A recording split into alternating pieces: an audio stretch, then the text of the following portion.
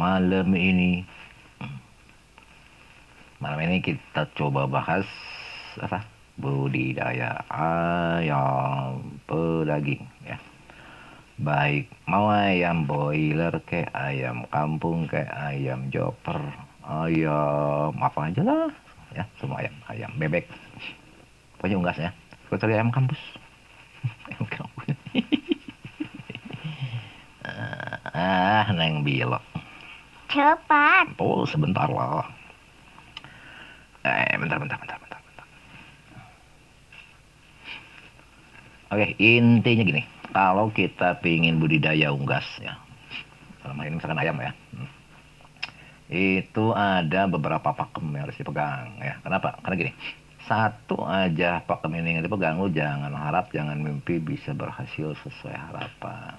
Kenapa? Karena gini, kita udah nyoba di ayam boiler untuk bobot 1 kilo, insya Allah nyampe di hari ke-15 ya. Monggo, Kang Adi, monggo.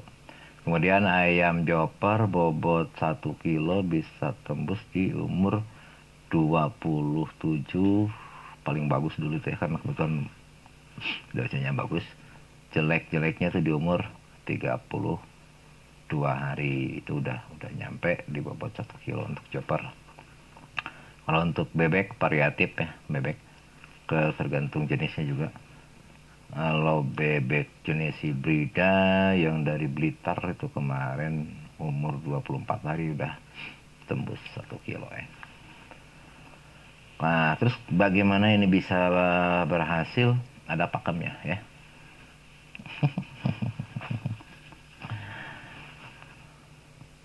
Kenapa kurang lancar? Ah, masa sih Kang Sablon? Lancar ah. Ya, oke. Ini gini. Ada 3 hal pokok ya. Ada 3 hal pokok yang harus dipegang. Yang pertama kualitas DOC-nya. Kalau di bebek ya kualitas DOD-nya tentunya ya. Kemudian yang kedua, kabur nih Nabilanya tuh kemana?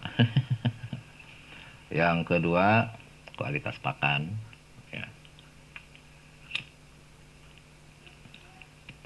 Yang ketiga, pola budidaya. Ya. Pola budidaya. 3 hal tadi, satu aja nggak dikerjakan, wassalam. Jangan harap boiler umur 15 hari bisa 1 kilo. Jangan harap chopper umur 30 hari bisa 1 kilo. Jangan harap bebek 24 hari 1 kilo. Kalau ketiga hal tadi satu aja dilewatkan. Ya, ini yang paling pokok. Makanya jujur aja, ayah kalau ditulis ini panjang, rumit ayah terang ini ya. Takutnya malah salah. Kenapa? Ini banyak pengalaman di lapangan ya. Ketika satu langkah aja dilewatkan ya, baik di budidayanya, polanya gitu, itu nggak nyampe hasilnya ya, nggak nyampe. Ujung-ujungnya wah, ngomong macam-macam kan ya. Dan di sini ya, ini bukan katanya, ini adalah memang yang sudah kita lakukan selama ini. Hasilnya alhamdulillah gitu ya. Alhamdulillah bokor nih udah. Oke, yang pertama dulu, ini contoh ada pengalaman kecil teman-teman Trenggalek ya. Waktu itu ada berapa ya, lupa ya, berapa orang yang waktu itu pas bareng DOC-nya bareng sama-sama gitu ya, barengan. Itu ternyata kasusnya ayamnya jopernya nggak mau gede. Ternyata setelah dipelajari bukan dipakan, karena kebetulan pakannya pun bikin bareng, bukan di pola budidaya, karena pola budidayanya hampir sama semua dikerjain. Ternyata kualitas DOC-nya jelek ya. Jadi kali lagi, kalau ingin berhasil di budidaya unggas ya, di pedaging ya, terutama ya, itu kualitas DOC-nya atau kualitas DOD-nya di bebek itu harus betul-betul terjamin bagus. Makanya harus punya rekanan atau kemitraan lah ya, kemitraan dengan yang biasa breeding di DOC atau DOD yang betul-betul sudah qualified, sudah bagus ya. Gitu. Itu yang pertama ya. Jadi nggak bisa asal-asalan ya. Sehebat apapun pakannya, sehebat apapun pola budidayanya, ketika DOC atau DOD-nya jelek ya jelek hasilnya. Oke, anggap DOC-nya bagus, DOD-nya bagus, misal, ya, misal sesuai dengan standar. Hai, cantik. Udah simpan sana. Udah, kayak lanjutin. Anggaplah DOC-nya udah sesuai dengan harapan kita ya. DOC-nya bagus, DOD-nya bagus ya. Anggaplah. Nah, itu yang kedua, masalah pakan. Ini banyak yang keliru. Kelirunya bahkan kalau menurut saya sangat fatal. Kenapa fatal? Karena ini pemahaman ayah dan ini selama ini yang ayah lakukan. Kualitas pakan oke lah.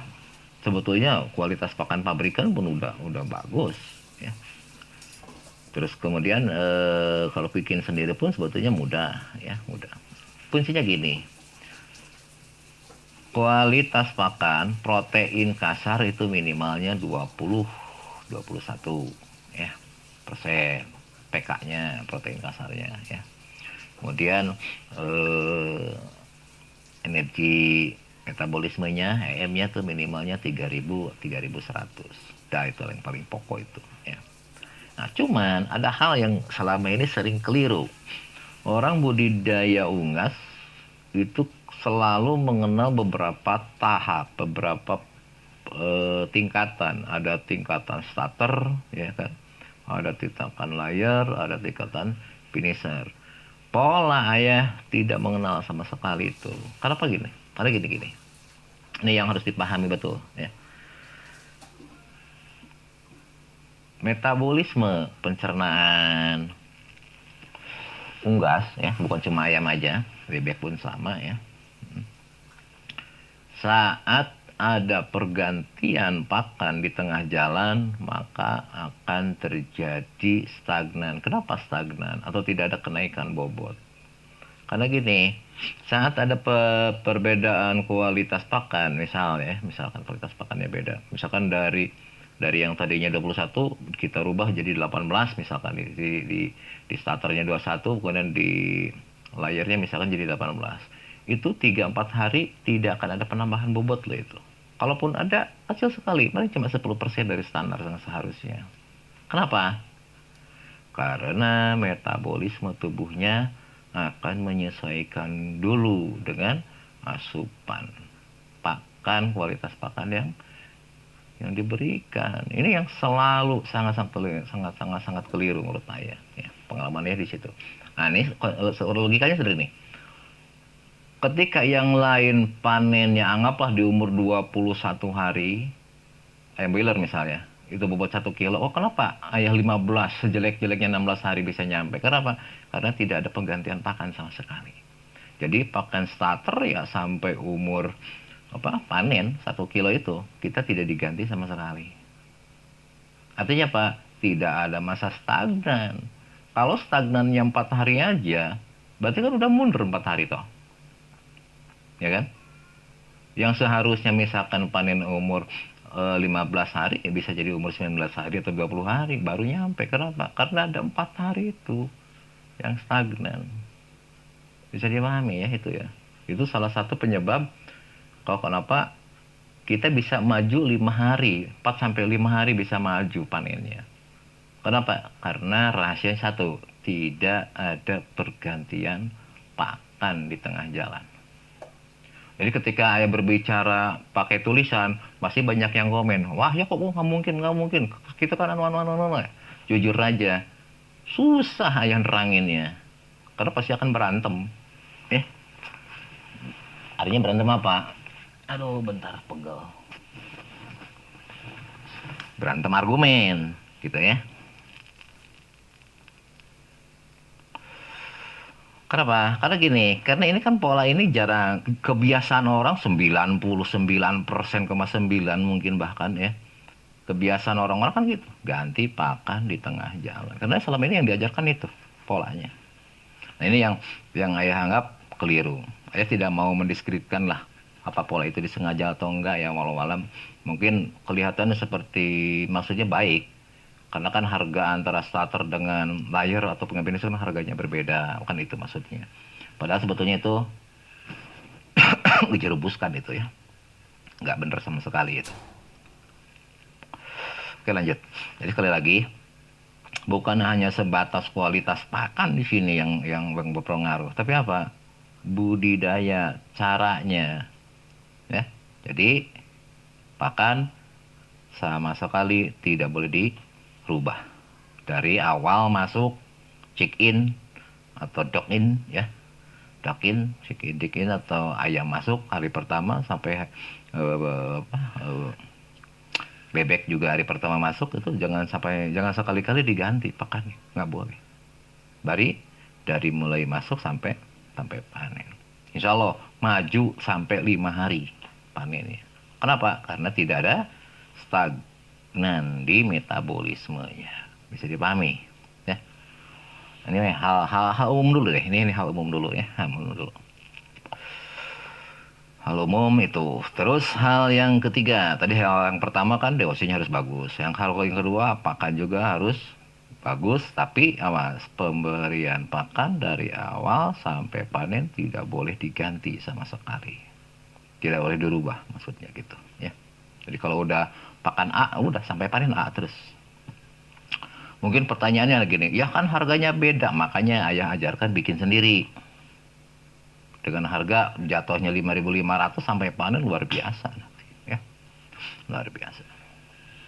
Dan lanjut. Terus hal yang ketiga. Hal ketiga yang banyak kekeliruan, kita ini secara global dulu ya, secara global dulu. Baru nanti kita setahap ya terangkit. Hal global yang ketiga yang selalu keliru di peternak ya, yang budidaya peternak unggas terutama di pedaging, adalah saat pertama kali ayam datang, ayam masuk, check in atau duck in atau bebek masuk, biasanya yang selalu pertama kali diberikan adalah air minum. Entah air gula lah, entah vitamin lah, entah probiotik, entah apapun lah ya. Rata-rata itu yang pertama dikasihin dengan alasan biar nggak stres, biar bla bla bla bla bla bla bla, banyak alasannya. Jujur itu keliru 100%.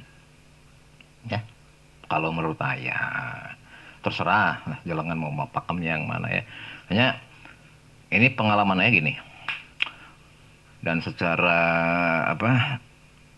Secara akademisi silakan bisa dibuktikan itu ya. Jadi ketika unggas, baik ayam, bebek, mau puyuh kayak mau apapun lah pokoknya unggas-unggasan ya. Monggo Kang Eko. Yang ketika dia menetas, kemudian yang pertama kali yang dia konsumsi adalah berbentuk cairan, air minum, apapun, ya, maka antibodinya tidak akan berkembang. Artinya diam. Ini satu hal yang harus dipahami. Sekali lagi ya, saat pertama kali ayam netes, jangan sekali-kali dikasih air minum. Karena ketika pertama kali yang masuk ke dalam tubuhnya adalah yang berbentuk cairan, entah air biasa, entah air gula, entah air apapun lah. Cuma kan air kopi nggak mungkin ya. Nah itu pasti ada satu kasus. Apa kasusnya? Antibodinya tidak akan berkembang. Dengan sendirinya haruslah masuk antibiotik, haruslah masuk vaksin, harus masuk bla bla bla bla bla. Tapi kalau jenengan pertama kali yang dikasihkan adalah makanan, makan yang mengandung protein minimalnya 20% proteinnya, ya bagusnya 21-22 ya. Ketika yang pertama kali dikonsumsi oleh anak ayam, oleh anak bebek, ya, itu makanan yang mengandung protein di atas 20%, maka antibodinya akan sempurna keluarnya. Kesimpulannya, butuh nggak vaksin? Butuh nggak antibiotik? Sama sekali enggak. Ya, ini harus dipahami. Ya. Makanya di pola ya, ayah tidak ada pemberian vaksin, tidak ada pemberian antibiotik, tidak ada pemberian vitamin, nggak ada sama sekali. Alhamdulillah, sehat semuanya sampai panen. itu nggak pernah diberikan sama sekali. Bisa dipahami? Apa karena masalahnya cuma satu tadi. Ayah tidak pernah memberikan air minum terlebih dahulu. Yang diberikan adalah makanan dulu. Jadi sebelum DOC masuk, sebelum DOD masuk, ya, makanan harus sudah disebar di kandang. Begitu masuk, dia makan dulu. 1 jam kemudian, monggo silahkan kasih air minum. Insya Allah. Tanpa perlu dikasih vaksin, tanpa perlu dikasih antibiotik, apapun, ayam sehat. Alamiah, antibodinya keluar dengan sendirinya. Ya. Bisa dipahami sampai situ? Ini pakem yang besar dulu ya, secara umum aja dulu. Itu hal yang ketiga tadi. Yang keempat, yang bisa mempengaruhi faktor ayam tumbuh sehat adalah faktor di 7 hari pertama. 7 hari pertama itu lulus, kesananya selesai. Tidak akan ada masalah. Serius. Tidak akan mengenal masalah ayam sakit lah, nyekrek lah, ayam apa ya, ayam kuntet lah, ayam kena maaf, ya pokoknya kena penyakit lah ya. Itu alhamdulillah tidak mengenal sama sekali. Kenapa?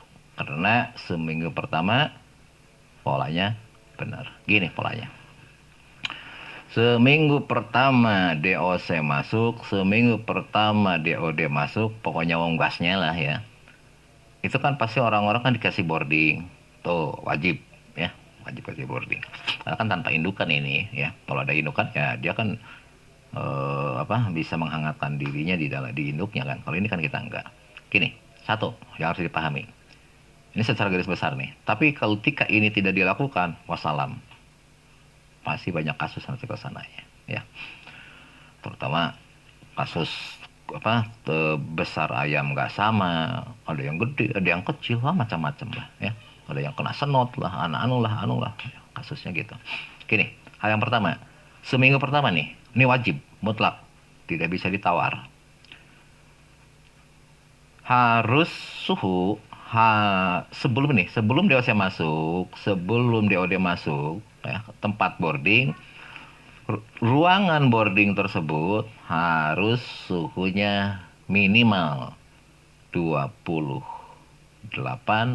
maksimum 32. Di antara itu, ya. Saran ayah 30 derajat Celcius, ya.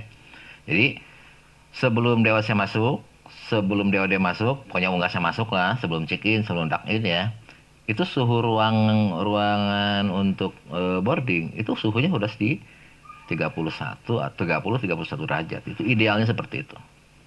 Dan ini wajib ya. Jadi sudah siapin, saat ayam masuk, saat bebeknya masuk, suhu sudah antara 30-31 derajat. Apa sih alasannya? Alasannya gini. Santai. Alasannya koreknya mana lagi?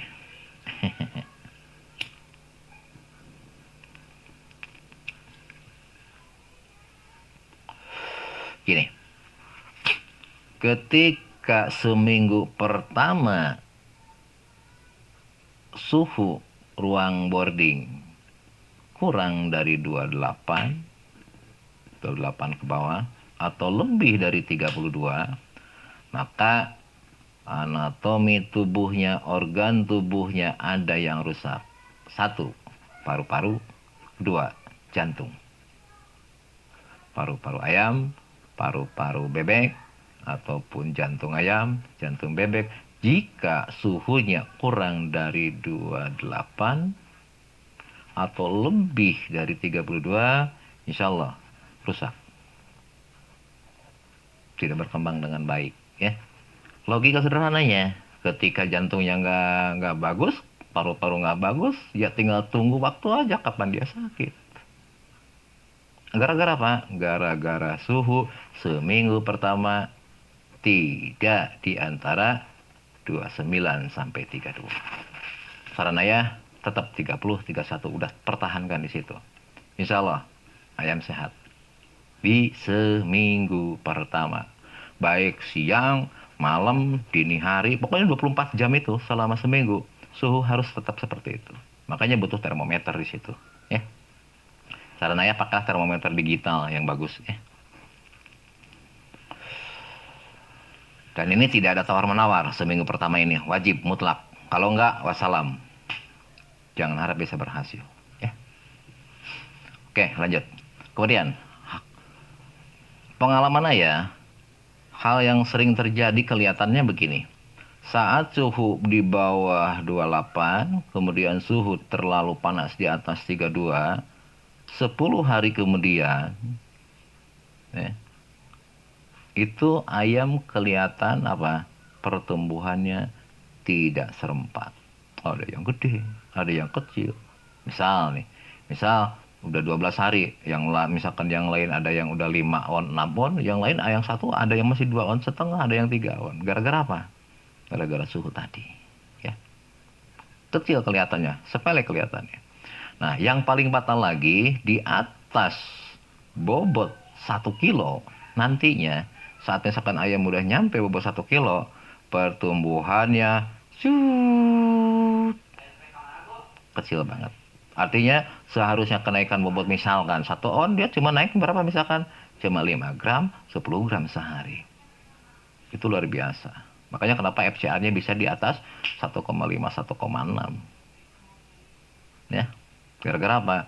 Gara-gara seminggu pertama suhunya kurang dari 28, terlalu atau lebih dari 32. Ini nggak ada tawar-menawar ini. Ya. Kasusnya nanti seminggu ke depan, 10 hari ke depan, ya, baru kelihatan kasusnya. Ya. Gara-gara apa? Gara-gara suhu tadi. Ya. Itu yang harus dipahami ya. Kemudian hal kelima yang paling pokok yang harus dipahami, pemberian jumlah pakan. Ini pemberian jumlah pakan.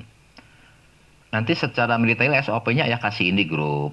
Tapi biar nggak nanti nanya-nanya lagi, ini ayah terangkan biar paham maksudnya. Takut-takutnya SOP-nya bacanya nggak apa ya, nggak bener gitu loh. Artinya nggak bener, salah pemahaman nantinya kan. Disangkanya sembarangan aja gitu. Halo. Nggak boleh, nggak boleh, nggak boleh, nggak boleh. Aduh. Sini, sini. Bawa. Neng, cantik.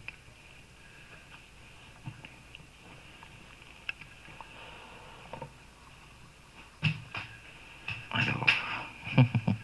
Maaf, gangguan. Aduh, ini si kecil. Saya lanjutin. Lupa lagi deh, sampai mana tadi? Jumlah pakan ya. Selama ini kesalahan paling mendasar dalam pola ayah nih, mohon maaf, kesalahan menurut pola ayah. Ya. Kalau jangan paham gitu ya monggolah terserah. Ini pola ayah nih. Bagi ayah ada salah satu kesalahan mendasar, yaitu saat pemberian pakan. Oke, pakannya benar, DOC-nya benar, misal ya, terus suhunya benar. Pas ngasih pakannya nggak benar, risikonya tetap akan benar. Jangan harap bisa sesuai target. Apa yang nggak benernya? Gini, selama ini orang kalau budidaya unggas, baik ayam maupun bebek, pemberian pakan dari hari pertama sampai hari terakhir, sampai panen, itu benar sih hitungannya. Hitungannya nggak salah, benar. Misal 15% dari bobot gitu kan, atau sekian persen gitu kan. Tapi ada hal yang paling fatal apa? Biasanya orang menghasilkan itu pulpit. Pulpit itu artinya gini, tempat makan diisi penuh, ya. Dia biarkan, setelah habis isi penuh lagi. Nggak salah sih mungkin maksudnya, tapi ini keliru. Kelirunya apa? Karena gini, setelah kita pelajari, ya, kebetulan ayah main ayam belum lama sih juga sebetulnya. Dari tahun 91 lah ya main ayam. Jadi ini ngobrol pengalaman ayah sendiri sebetulnya. Jadi dari tahun 91 main ayam, ya akhirnya ketemulah polanya sampai sekarang itu. Ya. Jadi gini, ketika umur 1 hari sampai umur 5 hari, nih ayam, bebek sama aja ya. Setelah kita pelajari ternyata jantungnya, paru-parunya baru berfungsi 25%. Jadi perkembangan jantung ayam, perkembangan jantung bebek, perkembangan paru-paru ayam, perkembangan paru-paru bebek itu ternyata luar biasa lambat sekali. Jadi ketika lahir, procot, brojol, netes, belum utuh sempurna. Belum. Baru berfungsi 25%. Nah ini, kaitannya dengan pakan itu begini. Saat saat dia baru netes, umur sehari lah misalnya ya, itu paru-parunya baru 25-30% yang berfungsi. Berfungsi loh maksudnya. Ini pun berfungsinya. Ya. Jantungnya pun sama. Berfungsinya baru 25-30% aja. Sementara pembentukan sel darah unggas ya, itu berbanding lurus dengan apa coba? Dengan nutrisi atau pakan yang masuk. Seandainya protein yang terserapnya misalkan satu gram dengan komposisi 21% pK-nya, maka akan terbentuk 1 mili darahnya. Ini harus dipahami.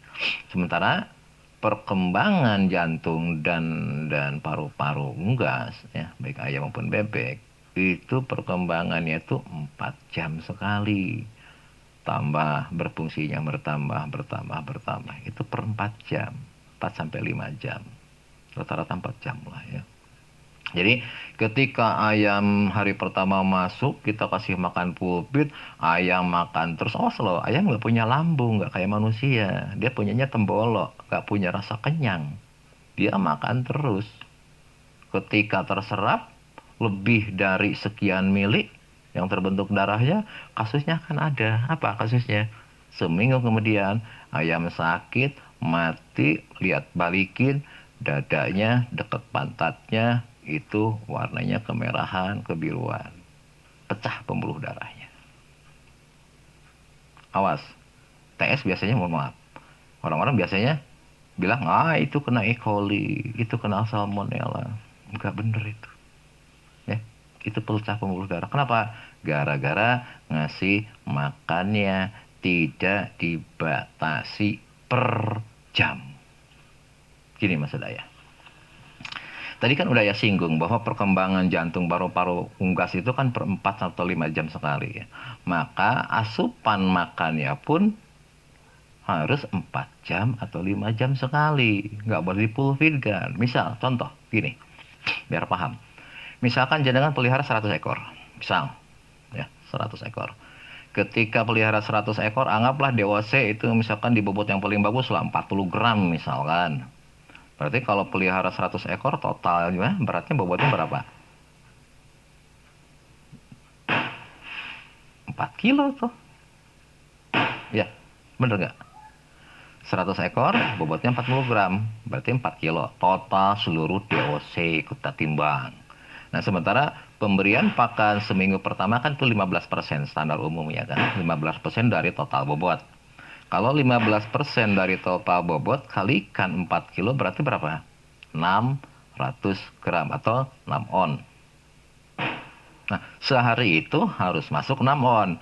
Sangat keliru jika jenengan kasihkan 6 on tadi sekaliguskan, dipulpitkan di wadahnya.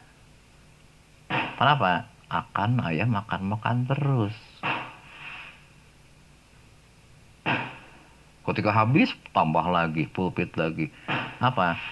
Darah banyak dibentuk, jantung belum berfungsi 100%, baru 25-30%, perpurun sama, ujung-ujungnya apa? Ayam sakit, pecah pembuluh darahnya, siap-siap untuk mati. Dan biasanya setelah 1 minggu banyak yang jungkir balik mati sehari, 2, 3, 4, bahkan ada sampai 10 ekor sehari. Bahkan mungkin lebih. Paham? Ini hal kecil sepele, tapi ini luar biasa. Ya. Jadi kesimpulannya gimana? Kesimpulannya, sesuaikan dengan pertumbuhan organ jantung dan paru-parunya agar tidak terjadi pecah pembuluh darah gara-gara tidak seimbangnya darah dengan kinerja jantung sama paru-paru itu tersebut. Jadi apa? Harus di 4 jam sekali kan. Jadi maksudnya gini, satu hari kan 24 jam. Oke? Nah, tadi sehari itu kita misalkan untuk 100 ekor kan harus masuk 6 on. Kalau diberikan di 4 jam sekali kan, berarti 24 jam dibagi 4 itu 6. Ya kan? Maka pemberian yang 6 on itu diberikan di 6 kalikan. Jadi misal, nih contoh, misalkan ngasih yang pertama ngasih makannya misalkan jam 6 pagi. Oke? Awas loh, di 6 kalikan, 4 jam sekali. Jadi jam 6, 1 on. 4 jam kemudian, jam 10, 1 on. 4 jam kemudian, jam 2 siang, 1 on. 4 jam kemudian, jam 6 sore, 1 on. 4 jam kemudian, jam 10 malam, 1 on. Total 6 on. Sama. Tapi ayam sehat. Kenapa? Karena tidak ada pecah pembuluh darah nantinya. Bisa dipahami? Setiap hari seperti itu. 5 hari pertama. Bisa dipahami? Jadi kalau pingin berhasil, ayamnya sehat sampai panen, nggak ada yang mati. Ya. Jadi harus apa? Harus di 6 kalikan di 5 hari pertama. Insya Allah, ayamnya sehat. Apa Kang Ali? Kalau makannya nggak rata gimana ya? Maksudnya makannya nggak rata gimana? Nggak ngerti aja. Makannya nggak rata apa maksudnya? Oke, lanjutin. Ini hal-hal kecil nih, hal kecil, tapi luar biasa. Ya. Wah, ya harus ngasih makan repot ya. Kalau mau berhasil ya kan usaha ya, pengorbanan lah, ya, pengorbanan. Oke, lanjutin. Ini pola ayah loh, ini pola ayah. Jangan membandingkan dengan pola orang. Kalau pingin mau nyoba pola ayah, silakan. Ya, alhamdulillah pengalaman ayah selama 29 tahun. Luar biasa. Ayah pernah pelihara ayam 137.000 ekor di kandang ayah. Yang mati cuma 18 ekor.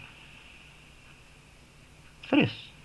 Itu pun kebanyakan matinya ya karena mungkin ya ada yang keinjek lah atau apalah ya, bukan karena penyakit ya. Oke, lanjutin. Jadi ulangi ya. Pemberian pakan 5 hari pertama itu di 6 kalikan. Seminggu lah, wis lah. Ya. Nah, minggu kedua boleh di 4 kalikan. Minggu kedua ya. Jadi 6 jam sekali dari total pakan yang harus diberikan hari itu. Ya jangan harus seimbang tiap hari lah. Ya. Sore atau malam ya.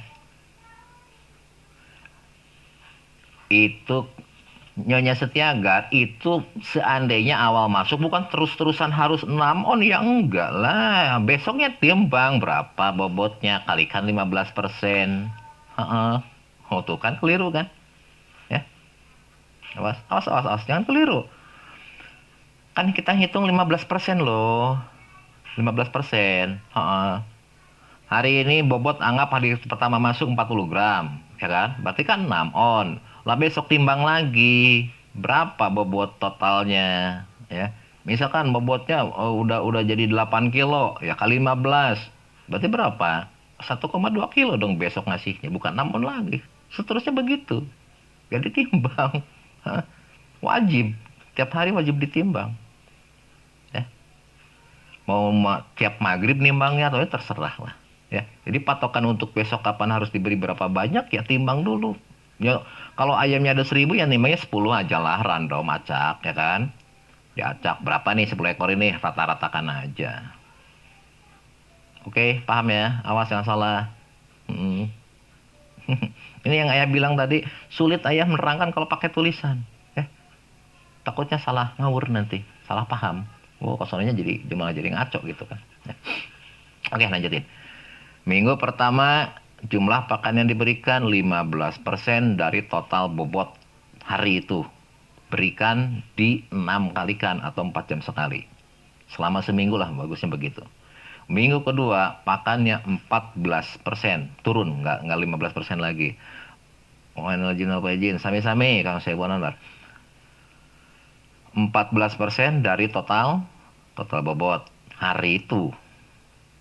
Seminggu kedua 14%. Diberikan 4 kali kan aja. Jadi per 6 jam sekali. Ya. Minggu ketiga itu 13% dari bobot. Semakin menurun jumlahnya diberikan. Ya. Diberikan mau 2 kali silakan. Mau di 3 kalikan silakan. Mau tetap 4 kali juga silakan. Ya. Minggu ketiga. Bisa dipahami? Jadi minggu ketiga 13% dari total bobot. Waalaikumsalam warahmatullahi wabarakatuh. Sami-sami, mohon maaf lahir juga Kang Fauzan ya. Jadi 13% dari total bobot hari itu. Ya. Diberikan mau 2 kali, 3 kali, 4 kali terserah jangan. Bebas di sini. Ya. Oke, lanjut. Minggu keempat dan selanjutnya sampai panen cukup 10% dari total bobot. Kita ulangi. Minggu pertama 15% dari total bobot hari itu. Minggu kedua 14% dari total bobot hari itu. Minggu ketiga 13% dari total bobot hari itu. Minggu keempat dan seterusnya sampai panen 10% dari total bobot. Kenapa? Gini, kalau misalkan jenengan pelajari, perhatikan metabolisme dari organ ayam, unggas ya, bukan ayam aja, unggas. Maka daya serap nutrisi yang dimakan itu nggak tetap, nggak sama. Ya. Minggu pertama dia sanggup menyerap 15%. Minggu ketiga yang terserap 14%. Minggu kedua. Minggu ketiga yang terserap cuma 13%. Minggu keempat, bobot udah di atas 1 kilo, itu yang terserap cuma 10%. Jika daerahnya adem atau dingin. Tapi untuk daerah panas, seperti misal daerah pesisir pantai, itu malah cuma 7% aja yang terserap. Selama ini banyak peternak yang budidaya, peternak unggas, mau ayam mau bebek. Makan dari awal sampai akhir tetap aja pupin. Makanya kejedot di mana? Di kos pakannya. Mohon maaf, gini. Kita ngitung dikit aja lah, ngitung matematik sederhana.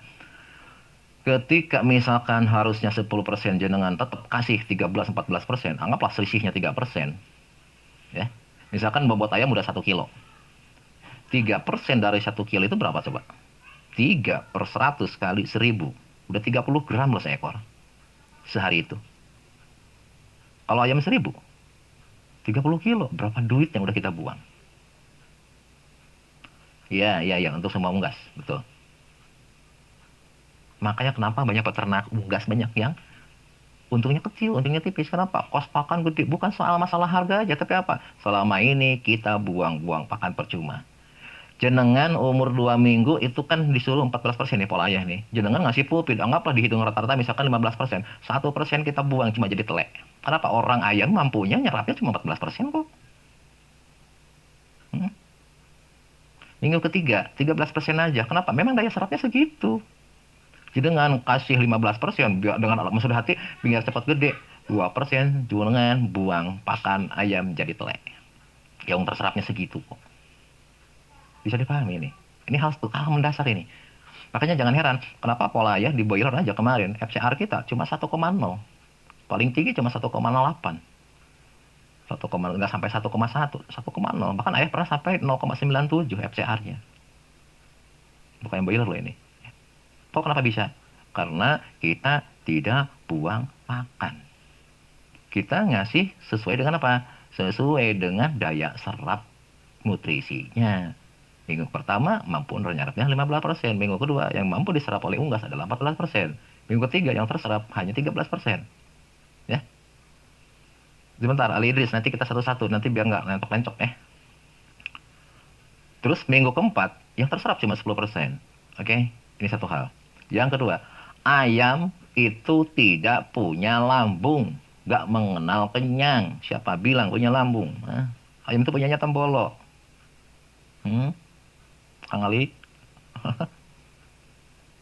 awas loh, harus dipahami nih. Ini unggas, bukan rumenansia. Nggak punya rumen, apalagi ini bukan manusia yang punya lambung. Oke? Jadi ayam kalau kanibal bukan masalah soal lapar. Kata siapa lapar? Saat terserap, dia diem loh. Kalau nutrisi tercukupi dan terserap, dia diem. Penyebab kanibal karena salah satunya apa? Kekurangan natrium. Ya, kekurangan ini, unsur Na, kekurangan unsur Na, unggas, apapun pasti kanibal itu. Ya, itu yang Angli ya. Kekurangan garam, Na bukan garam ya, kekurangan Na. Kekurangan natrium, dia bisa kanibal. Makanya dia matuk yang lain. Ngambil apa? Mau nyedot darahnya biar dapat garamnya dari situ. Kadang dia matuk dirinya sendiri kan gitu. Itu Angli ya. Bukan karena ya. 29 tahun ayah main berdunia ayam, ya, itu aku cerita kasusnya gitu. Oke, lanjut. Lanjut. Nah, terus gini. Kok kenapa ya banyak kasus di lapangan perkembangan pertumbuhan ayam gak sama? Ada yang gede, ada yang kecil, ada yang menengah. Artinya yang lain nggak sama merata lah. Misalkan 8 on hampir rata-rata 8 on gitu. Masih ada gitu, ada yang tinggi, ada yang gede, ada yang kecil gitu. Itu ada beberapa faktor hal penyebabnya. Yang pertama, bisa dari DOC-nya yang nggak benar, bisa ya. Artinya DOC-nya campur aduk kualitasnya. Ya, apalagi kalau kita beli dari yang nggak jelas-jelas gitu ya. Anggaplah DOC-nya benar semua, nggak ada permasalahan di DOC misal, atau DOD-nya sama semua, oke. Tapi masa tetap terjadi ya, banyak faktor. Faktornya salah satunya gini. Awas loh, awas. Ya, natrium Na, makanya kasih garam aja lah ya, karena garam kan mengandung natrium juga. Oke lanjut. Jadi gini, salah satu penyebab unggas kenapa ada yang gede dan enggak, bukan masalah kurang pakan atau justru apa? Masalahnya halnya kadang-kadang sepele yang kadang-kadang nggak logik. Apa? Saat diberi makan, tempat pakan tidak mencukupi. Pakannya sih mencukupi, tapi tempat pakannya nggak mencukupi. Misal nih ayam 100 seharusnya agar semua bisa langsung makan, misalkan wadahnya harus ada 10. Lah jangan cuma ngasih 8. Artinya ada beberapa ayam yang nggak kebagian makan bareng saat itu bersamaan. Awas loh, unggas punya hal yang unik. Sama kayak Nyonya Setiagar, apa? Pundungan. Gambil ngambek. Serius ini. Kelihatannya kayak kocak ya, tapi ini serius. Coba aja yang bermain di ayam. Siapa yang bermain di ayam? Coba perhatiin. Kadang ada ketika pertama kita kasih, kemudian misalkan ada beberapa ekor ayam nggak kebagian makan bareng saat itu. Maka dia biasanya minggir entah ke pinggir kandang atau entah pojokan dia diem. Giliran dikasih makan lagi dia masih pundung. Mas lo itu nggak kelakuannya. Pundungan, ngambekan. Hah? Apa maksudnya? Jadi kesimpulannya apa? Jenengan saat memberikan pakan, awas perhatikan jumlah tempat pakan harus mencukupi. Kalau perlu kita lebihin aja nggak apa-apa. Misalkan dengan 10 cukup, udah lebihin 11 atau 12. Jadi yakin seluruh ayam saat itu semuanya bisa makan bareng. Awas loh, beberapa ekor yang nggak kebagian makan saat itu, dia ngambek itu. Saya lagi yang kena. Sepele kelihatannya. Ini pengalamannya selama berpuluh-puluh tahun aku main ayam. Dari tahun 91 aku main ayam, tak perhatiin cerita itu malah jadi kasus. Sepele kelihatannya, luar biasa. Makanya jangan heran, besok lusa ada beberapa ekor ayam yang pertumbuhannya nggak sama dengan yang lain. Itu salah satu penyebabnya. Satu itu. Apa? Nggak bareng makannya, dia pundungan. Akhirnya dia nggak mau makan lagi. Dia mau di pojok. Serius, coba perhatiin. Yang bermain di ayam siapa? Coba perhatiin aja. Aduh. Hal yang kedua yang bikin kok kenapa ayam pertumbuhannya nggak sama, nggak serempak. Bahkan ada kejadian yang lain udah 1 kilo, ini masih ada yang 3 on, masih ada yang 4 on, kecil. Di situ kita suujon, wah dewasanya jelek, bla bla bla bla bla. Ternyata salah satu faktor penyebab, dan ini pun sepele kelihatannya, itu apa? Saat boarding atau 7 hari pertama itu, sangat kita di tempat yang di Pemenas itu ya. Saat boarding ada ayam yang badannya kena air. Artinya kalau yang pakai nepel aman. Tempat minumnya kalau pakai nepel ya itu aman. Tapi kalau yang pakai tempat minum yang pakai yang manual, yang kasih wadah ya kayak itu ya. Awas hati-hati. Saat ayam minum kemudian dia naik terus kecemplung badannya basah, wassalam. Jangan harap budi itu. pengalamannya itu. Serius ini. Ya. Makanya kalau yang pakai tempat minum manual, itu tempat tatakannya, tatakan itu apa sih? Yang bawahnya tuh. Itu sebaiknya kasihlah, mau batu kayak mau kelereng. Jadi ketika ada anak ayam yang nakal naik, badannya nggak kena basah. Kakinya basah nggak masalah, tapi badannya nggak boleh basah. Ya. Karena apa? Karena pernah nyoba disengajain satu box 102 ekor ya. Aku sengajain tak basahin semuanya, tak basahin. Kemudian tak pisahkan, artinya disekat biar nggak gabung dengan yang lain. Tak perhatiin pertumbuhannya, luar biasa. Kejawab. Yang tak basahin sengaja selama di boarding itu, ya tak basahin. Yang lain yang nggak dibasahin itu bobotnya udah 8 on, dia masih 2 on, bahkan ada yang 1,5 on, ada yang 3 on, kecil aja nggak gede-gede. Ternyata setelah kita bedel, kita mohon maaf ya, waktu itu kita bedel, kita bedah, ternyata paru-parunya rusak. Paru-paru ayam saat saat lahir itu dekat sekali dengan punggung, hampir nempel ke punggung. Jadi kalau kena basah, paru-parunya rusak. Itu salah satu penyebabnya. Ya. Kelihatannya sepele ini, hati-hati. Jadi kalau ada kasus di lapangan di kandang ayam kok kecil, nggak gede-gede, yang lain udah gede, ini masih ada yang kecil. Salah satu penyebab di luar faktor DOC atau DOD-nya ya, awas ya. Anggaplah DOC DOD-nya benar ini. Itu apa? Satu, dia nggak kebagian makan serempak kalau dia makan, dia suruh ketinggalan. Itu yang pertama. Yang kedua, badannya kena air, kena basah selama waktu di 7 hari pertama. Sepele kelihatannya, luar biasa efeknya. Ini hal-hal kecil loh ya, hal-hal kecil. Yang sulit ayah terangkan kalau pakai tulisan. Makanya aku ngomongnya langsung aja gini.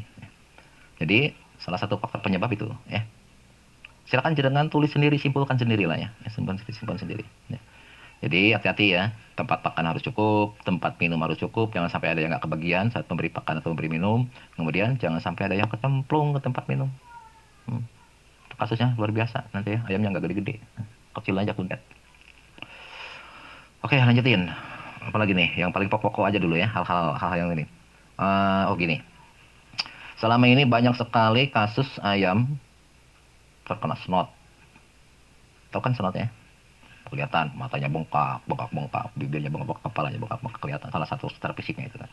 Kemudian ada yang terkena E. coli, ada yang terkena salmonella, ada yang terkena berak putih, terkena berak hijau, ya, ada yang terkena mata putih, macam-macam lah ya. Alhamdulillah selama ayam budidaya selama ini hal tersebut nggak pernah kejadian, ya. Nggak pernah ada kasus seperti itu, aman-aman aja, gitu ya.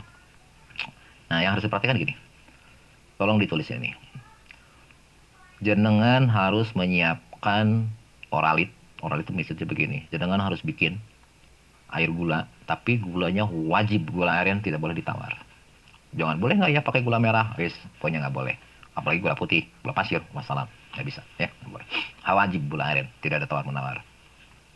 Gini caranya, jenengan harus nyiapin air gula, gulanya gula aren, untuk 30 liter, gula arennya 1 kilo, silakan ditulis kalau mau. Kemudian garamnya 1/4 kilo, terserah mau garam dapur silakan, garam krosok silakan, ya. Kalau ayah biasa suka pakai garam krosok, ya. Garam yang kasar itu. Ulangi, gula arennya 1 kilo, garam 1/4 kilo. Kedua bahan tadi, gula sama garam, itu direbus sampai betul-betul mendidih. Merebusnya nggak usah langsung 30 liter, susah lah. Yang direbusnya dengan air 5 liter aja dulu, ya. Jadi rebus dengan air 5 liter sampai betul-betul mendidih. Setelah mendidih, tambahkan air hingga totalnya menjadi 30 liter. Paham? Deh. Nah, terus kapan harus diberikan? Kapan harus dijadikan? Nah, ini nggak bisa sembarangan. Penyebab snot adalah apa? Kandungan gula di dalam darah ayam, di dalam darah bebek atau darah unggas, itu tekor. Makanya dia akan gampang terkena snot. Lanjut.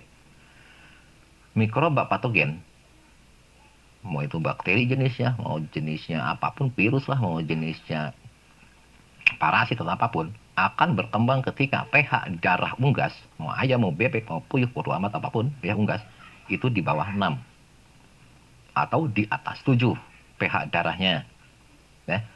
Dengan pemberian gula aren komposisi 1 kilo dan garam 1/4 kilo tadi, ya, saat diminumkan ke ayam, maka pH darahnya akan selalu di antara 6 sampai 7. Insya Allah penyakit apapun tidak akan berkembang dalam ayam, dalam tubuh ayam.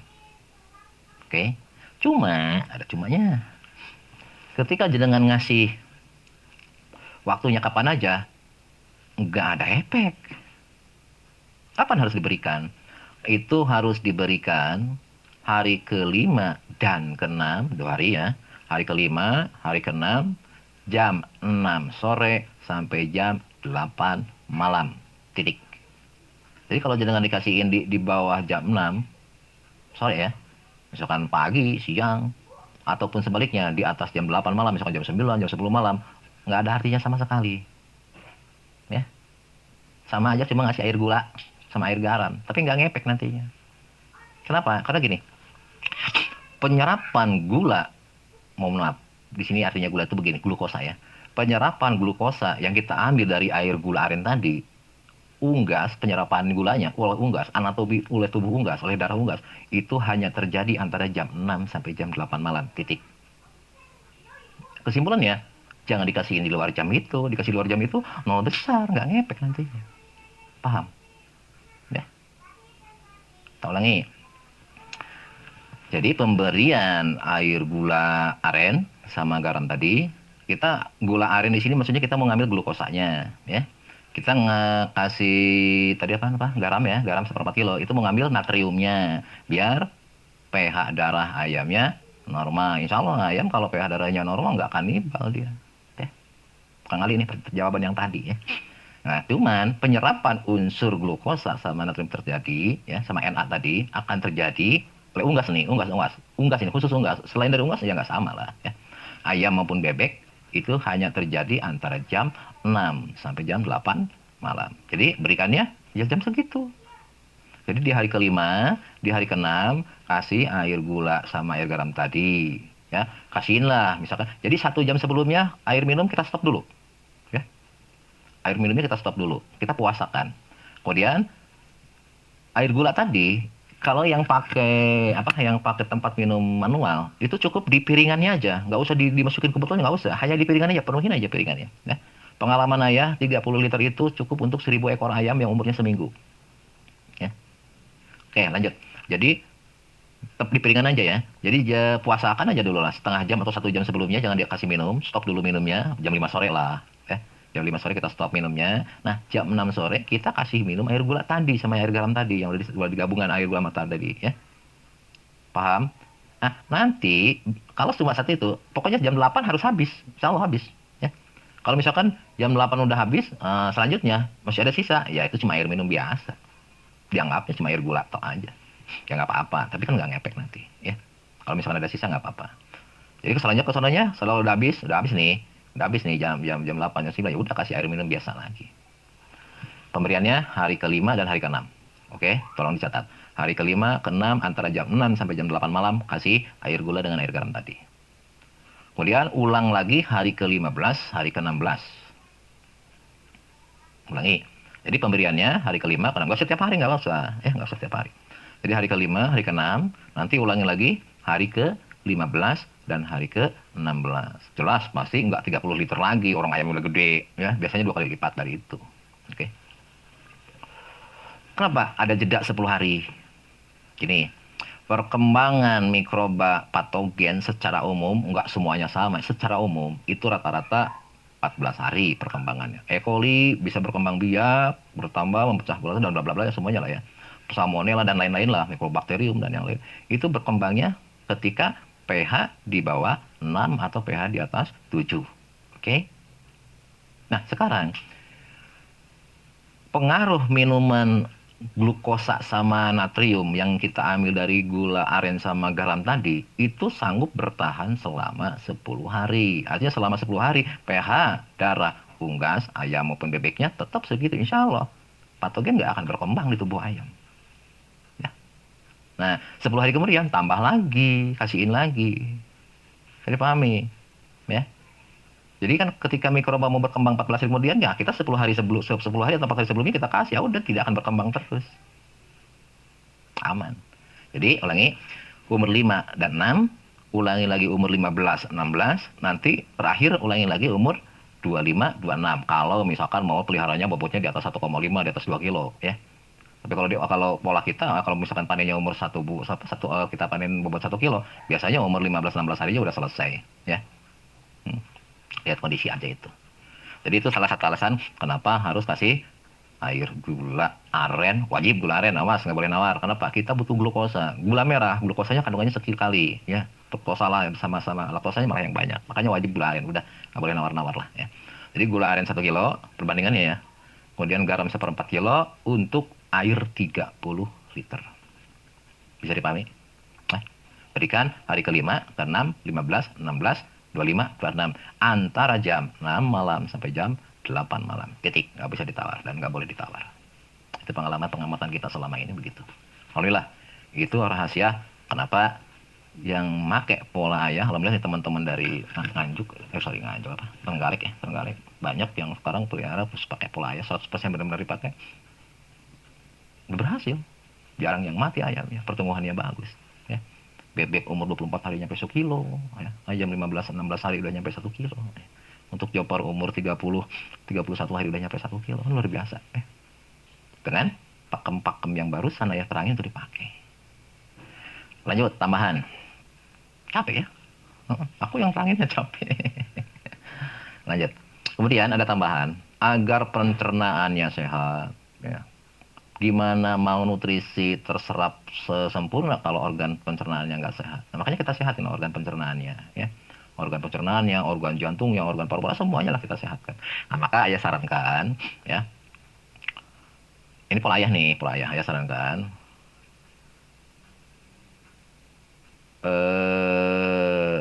umur 1, 2, 3, umur 1 hari, 2 hari, 3 hari, itu ayah sarankan masuk probiotik. Dalam hal ini kalau yang ayah pakai itu rotor, ya. Ayah kasih rotor umur 1, 2, 3. Cuma 3 hari pertama aja, ya. Dengan dosis, kalau rotor nih, kalau rotor ayah, itu dosisnya 1 mili untuk 1 liter air minum. Jadi kalau kalau rotor dari ayah kan cuma 100 mili kan, ya. Nah itu kembangkan dulu jadi 10 liter. Nah yang 10 liter itu ambil 1 mili untuk 1 liter. Logikanya kalau pelihara ayamnya cuma 1.000, kayaknya 5 tahun baru habis rotor dari ayahnya itu. Kapan, kalau dagang jualan nggak kaya-kaya gue. Kapan kaya ya kalau jualan rotor ini. Jadi mas, nggak boleh lebih dari 1 mili. Wis pokoknya gitu. Wah kalau lebih dari 1 mili bagus nggak? Bagus. Ayamnya sehat banget. Tapi apa? Bobot ayamnya telat. Kenapa telat? Karena seluruh lemaknya dibakar.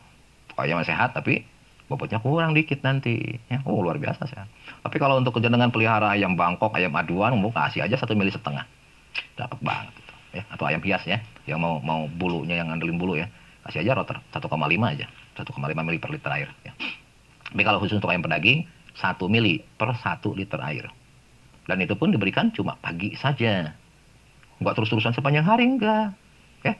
Jadi misal kita sekali ngasih minum, misalkan di tempat minum ya, misalkan anggaplah habisnya 20 liter, udah bikin aja 20 liter, oke. Nah, pagi-pagi, misal jam 7 lah misalkan. Setelah habis, udah lanjutin pakai air minum biasa ke sananya. Besok pagi ulangi lagi. Paham? Hari ketiga ulangi lagi. Hari keempat dan selanjutnya nggak usah. Kapan diberiin lagi rotor ya? Kalau ada yang sakit. Kalau nggak ada yang sakit nggak usah. Ya. Ngapain? Pemborosan itu. Bingung ya? Ayo suka ngejolin rotor tapi aku kasih trik-trik biar irit ya. Nggak apa-apa lah. Yang penting seneng untuk semua saudara-saudara ya, maju kabeh lah ya. Kosnya bisa ditekan kan gitu. Oke lanjut. Jadi rotor cukup 3 hari pertama aja. Oke. Kalau untuk petelur berapa mili podo wae ya. Tapi jangan tiap hari ya, seminggu sekali aja kalau ayam petelur. Organ ayamku ya bagus kemarin, tapi lemaknya kering ya iya, kalau kelebihan dosis ya begitu ya. Makanya jika jenengan pingin kurus, minum aja rotor 20 mili sehari. Wis dijamin kurus, perut buncit hilang. Nggak kaya-kaya gue. Nyonya Setiagar. Kebaik banget ya, kebaikan. 100 mili jadi 10 liter. Jadi 10 liter itu kan 10.000 mili. 10.000 mili untuk 1 liter air. Jadi 10.000 liter air. Kalau ayamnya 1.000, kapan habisnya ya? 10 tahun baru habis rotornya itu. Ya udah nggak apa-apa. Niatnya juga kan pengen nolong tuh ya. Bukan dualan ya. Udah lanjut deh. Itu nanti hari keempat, ke-5, ke-6, ke-7 sampai panen. Kalau untuk menjaga agar apa organ pencernaan yang bagus, kasihlah jamu, ya, jamu unggas. Jamu unggas sudah ayah sharekan di grup, ya. Ya aktifin lah Kang Ari bagusnya, ya. Kalau udah disimpan lama ya aktifin, ya. Kecuali yang dadakan nggak apa-apa. Tapi kalau yang udah lama disimpan ya diaktifkan dulu. Oke lanjut. Jadi jamu itu kasihin hari keempat dan selanjutnya. Tapi nggak perlu tiap hari. Cukup 3 hari sekali. Jadi hari keempat, nanti ulangi lagi hari ke-7, ulangi lagi hari ke-10, kemudian hari ke-13, hari ke 3 hari sekali aja untuk jamunya, ya. Dosisnya 3 mili per liter air minum. Sama ngasih minumnya cukup pagi aja. Pagi kasihin habis sejam. Aku lagi lah. Pokoknya bikinlah air minum jamu tadi atau loter tadi, ya. Kasih wadah 1 jam kemudian, ya. Habis nggak habis angkat ganti dengan air biasa. Habis gitu aja biar nggak pusing, ya. Udah, cari-cari aja jamu unggas. Kalau belum ya udah nanti dibahas. Ulangi, ulangi. Biar nggak pusing. Ya berapa liter sih bikinnya jamu apa air minum roternya atau jamunya? Oh, gini aja biar nggak pusing. Biar nggak pusing, ini patokan yang paling sederhana. Pagi-pagi, misal jam 7 lah, ya. Kasih di wadah tempat minum kan. Jam 7 misalkan. Jam 8 angkat ganti air biasa. Wis gitu aja. Hah? Biar nggak pusing. Gitu. Iyalah. Udah lanjut, lanjut. Biar nggak pusing, nggak ada pertanyaan ya berapa banyak lah pusing aku jawabnya. Yang paling simpel gini aja lah. Bikin rotor umur di hari ke-1, kedua, ketiga, kasihin jam 7 pagi, ya. Habis nggak habis jam 8 atau 1 jam kemudian angkat ganti air minum biasa. Paham? Jamu pun sama. 1 jam, habis nggak habis, wis angkat ganti air minum biasa, gitu aja. Jamu untuk sapi sama kambing nggak sama dengan untuk unggas, dok. Beda lagi, ya, nggak sama. Udah lanjut. Jadi pemberian jamu cukup 3 hari sekali, 3 mili per liter air minum, ya. Pagi kasihinnya. Alhamdulillah, insya Allah sehat ayamnya. Itu secara umum begitu. Nanti ada pengaturan lagi apa? Pengaturan lampu. Oke, penerangan. Gini. Selama seminggu pertama di boarding pasti lampu nyala terus lah. 24 jam itu kan. Nah ini mulai minggu kedua ya. Minggu kedua setelah lepas boarding lah. Ada kadang-kadang ada yang boardingnya sampai 10 hari, ada yang 14 hari, macam-macam kan. Anggaplah boardingnya itu 10 hari ya. Jadi setelah lepas boarding, masuk ke kandang utama ya. Kandang lepas boarding. Ini sarana ya. Jam 9 malam atau jam 8 boleh, jam 9 boleh. Jam 9 aja lah wis lah. Jam 9 malam lampunya matiin. Nyalain pas mau ngasih makan aja. Sejam kemudian matiin lagi. Ya. Kalau ngasih pakannya per 6 jam sekali berarti kan nanti kan ngasih makan jam 6 sore, kemudian ngasih makan lagi jam 12. Nah kan, nah, pas jam 12 mau ngasih makan baru nyalain. Kalau seandainya masih ngasih makan itu. Ya. Kalau selama boarding kan 24 jam hidup tuh. Ulangi. Jadi setelah lepas boarding, masuk ke kandang utama, jam 9 malam, lampu penerangannya matiin. Cukup lampu luar aja, lampu di luar kandang aja. Dalam kandang matiin. Sampai jam 2 malam. Ulangi. Pasti banyak pertanyaan. Wah ayah nanti ayam ribut, siapa bilang orang mati. Kalau pengamalan ayah kalau udah dimatiin ya udah dia mati. Ya. Kenapa jam 9 malam sampai jam 2 malam harus dimatiin? Gini tuh ya om, tante. Kalau lampu nyala, ayam nggak ada istirahatnya, tidurnya nggak jelas. Dia nggak ada istirahat, jalan-jalan melulu. Kalaupun nggak jalan-jalan, dia diem. Tapi apa? Ada satu kasus nanti. Apa? Proses penyerapan nutrisi itu akan jauh berkurang, tidak sempurna. Walaupun dikasih probiotik benar, dikasih jamu benar, pakannya di jadwal persekian jam, oke? Kenapa? Karena penyerapan nutrisi unggas itu terjadi antara jam 9 sampai jam 2 malam. Ya suruh tidur. Biar proses penyerapan nutrisinya betul-betul sempurna. Bibit gede ayamnya. Paham nggak maksud saya? Ya kalau nggak dimatiin ayam jalan-jalan terus. Bebek jalan-jalan terus. Kapan mau menyerap? Jangan. Kasihan, jam 2 pagi ya suruh makan lagi lah, Soleh Putra. Ya. Kan proses penyerapan itu antara jam segitu, antara jam 9 malam, jam 8 lah biasanya, itu jam 8, jam 9, itu sampai jam 2 pagi. Itu proses penyerapan nutrisi oleh pencernaan ayam. Ya suruh tidur dong, istirahat kan, biar proses penyerapan sempurna. Insya Allah jadi daging. Ya, cepet gedenya ayam. Makanya jangan heran kalau ini benar-benar dilakukan, umur 15 hari ayam beler nyampe 1 kilo. Ya. Joper kalau dewasanya bagus nih, joper umur 30 hari nyampe 1 kilo. Bebek umur 24 hari nyampe 1 kilo. Kalau ini 100% dipegang. Oke, bisa dipahami? Hah? Ini ayah hanya berbicara dari pengalaman ayah aja ya. Mungkin kalau jenengan baca literatur kok nggak nemu sih ya, ya wis lah itu kan nggak tahu lah ya, nggak ngerti orang lainnya. Ini pengalaman ayah aja ya. Dari pengalaman dari tahun 91 sampai sekarang tak rangkum, ternyata inilah jawabannya. Ya, gitu tuh. Jadi kalau wah ini kok nggak ada teorinya, nggak ada bertentangan, ya bodo amat. Itu kan kata orang, ini kan kata ayah, pengalaman ayah. Hah? Mau dibilang nggak benar juga bodo amat. Yang penting hasilnya luar biasa. MC Ami. Ite, ente bukan ayam lu MC Ami. Kayak lagi sekali lagi mohon maaf ya. Jika misalkan jenengan yang biasa budidaya, kok nih si ayam ngelantur kok nggak seperti pola biasa orang-orang gini-gini. Biasa kan harus itu kan pola orang lain ya Mbak ya Pak, ya Bu, Om, Tante, ini Mbak-mbak. Monggo silakan. Mau pakai pakem yang lain monggo. Hasilnya yang tahu juga jenengan sendiri toh. Nah ini yang selama ini ayah kembangkan, ayah pelajari. Nah itulah kesimpulannya. Alhamdulillah banyak yang sudah nyoba dengan teknik pola ini yang ayah ajarkan ini dari pengalaman ini. Alhamdulillah banyak yang berhasil. Kayak di Malang, silakanlah di Bebek tuh tanyain ke siapa ya, Kang Denny itu ya. Kang Denny Malang. Haris Joyo kalau di FB-nya, Kang Toto Capro, Sony, ya, Aditya Bahari kalau di Facebook. Mau lah tanya-tanya mereka. Bener nggak sih? Mereka rata-rata sudah memakai pola ya. Hasilnya luar biasa. Oke lah gitu aja. Jebel Silalahi selamat hari raya ya. Yuk sami-sami. Nah, anak ayamku tiba-tiba mati. Aku nggak bisa jawab. Pokoknya jawabnya begini aja. Lakukan dulu pola ayah 100% dari mulai masuk sampai mau panen. Jika ada masalah baru ngomong ke ayah.